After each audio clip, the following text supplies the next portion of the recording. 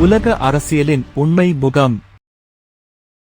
தமிழ்நாட்டின் அரசியல் களம் இன்று சூடாக எரிகிறது. மக்கள் தீர்ப்பால் புதிய சக்தி எழுந்துள்ளது. ஆனால் ஆட்சியை அமைக்கும் பாதை இன்னும் குழப்பத்தில். இன்று நடந்த முக்கிய அரசியல் சம்பவங்களை, தலைவர்களின் கருத்துக்களை, சமூக தள எதிர்வினைகளை, மக்கள் பேசும் சர்ச்சைகளை அனைத்தையும் ஒரே தொகுப்பில் பார்ப்போம். தமிழக சட்டமன்ற தேர்தல் முடிவுகள் வெளியாகி எந்த கட்சிக்கும் தனிப்பெரும்பான்மை கிடைக்காத நிலையில் 108 இடங்களை பிடித்த தனிப்பெரும் கட்சியான தமிழக வெற்றிக் கழகத்தின் தலைவர் விஜய் இன்று ஆளுநர் ராஜேந்திர விஸ்வநாத் அர்லேக்கரை சந்தித்து ஆட்சி அமைக்க உரிமை கோரினார். எங்களிடம் போதுமான ஆதரவு இருக்கிறது, மக்கள் மாற்றத்தை விரும்புகிறார்கள், அதை நாங்கள் கண்டிப்பாக வழங்குவோம் என தவேக தலைவர் விஜய் கூறினார். கடந்த ஏப்ரல் 23ஆம் தேதி நடந்த சட்டமன்ற தேர்தலில் டிவிகே 108 இடங்களை வென்று ஒற்றை பெரும் கட்சியானது. எனினும் மொத்த எம்எல்ஏக்கள் பலம் 234, மெஜாரிட்டிக்கு தேவையான எண் 118. இப்போது விஜய் 2 தொகுதிகளில் வெற்றி பெற்றதால் ஒரு இடத்தை அவர் காலி செய்ய வேண்டிய நிலை. அப்படியென்றால் டிவிகேயின் பலம் 107ஆக குறையும். காங்கிரசின் 5 எம்எல்ஏக்களின் ஆதரவுடன் மொத்தம் 112 தான் இருக்கிறார்கள். சட்டமன்றத்தில் ஆட்சி அமைக்க தேவையான 118 எம்எல்ஏக்களின் ஆதரவு கடிதம் இன்னும் முழுமையாக சமர்ப்பிக்கப்படவில்லை. பெரும்பான்மையை நிரூபிக்க போதுமான ஆதாரங்கள் இல்லாததால் ஆட்சி அமைக்க இன்னும் அனுமதி வழங்கப்படவில்லை என ஆளுநர் மாளிகை செய்திக்குறிப்பு கூறப்பட்டுள்ளது. முழு பெரும்பான்மை நிரூபிக்கப்படும் வரை அழைப்பு இல்லை என கவர்னர் கூறியுள்ள நிலையில் மாநிலம் அரசியல் நெருக்கடியில் சிக்கியுள்ளது. இது ஒரு தற்காலிக முட்டுக்கட்டையாக பார்க்கப்பட்டாலும் விஜய் மற்ற சிறிய கட்சிகளின் ஆதரவை திரட்டும் முயற்சியில் இறங்கியுள்ளார். காங்கிரஸ் ஆதரவு அளித்திருப்பது அவருக்கு பலம் சேர்த்துள்ளது. தேர்தலுக்கு முன் வலுவாக இருந்த திமுக காங்கிரஸ் கூட்டணி தேர்தல் முடிவுகளுக்கு பிறகு முறிந்துள்ளது.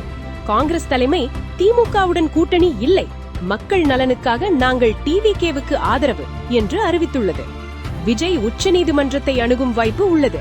அரசமைப்பு உரிமையை நிலைநாட்ட உச்சநீதிமன்றத்தின் தலையீடு தேவைப்படலாம் என டிவிகே வட்டாரங்களில் பேசப்படுகிறது. இந்த நிலையில் விஜய் மீது வருமான வரி தொடர்பான பேச்சு வெளிவருவது மேலும் ஒரு சிக்கலை உருவாக்கியுள்ளது.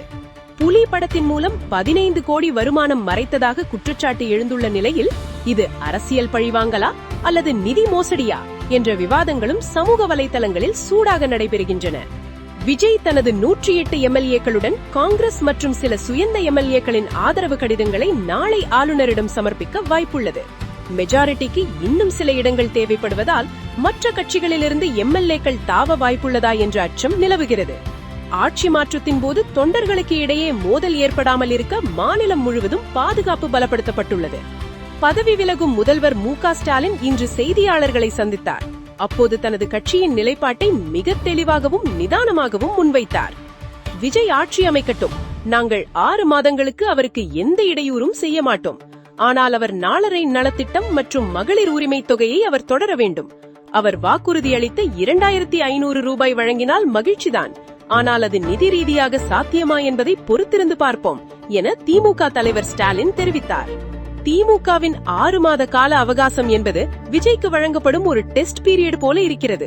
இது ஒரு முதிர்ச்சியான அரசியலா அல்லது திட்டமிடப்பட்ட சதியா என விவாதங்கள் எழுகின்றன. காங்கிரஸ் கட்சி திமுகவை விட்டு விலகி விஜய்க்கு ஆதரவு தெரிவித்தது நன்றி கெட்ட தலம் என திமுக தொண்டர்கள் பதிவிட்டு வருகின்றனர். மறுபுறம் மாற்றத்திற்காகவே இந்த முடிவு என காங்கிரஸ் ஆதரவாளர்கள் வாதிடுகின்றனர். நேயர்களே, இன்றைய நிலவரப்படி தமிழக அரசியல் ஒரு கிளைமாக்ஸ் கட்டத்தை எட்டியிருக்கிறது. விஜய் முதல்வராக பதவியேற்பாரா அல்லது ஆளுநர் இன்னும் கால அவகாசம் கேட்பாரா என்பது நாளை தெரிந்துவிடும். மு.க. ஸ்டாலினின் 6 மாத கண்காணிப்பு வியூகம் விஜய்க்கு பெரும் சவாலாக இருக்கும் என்பதில் சந்தேகமில்லை.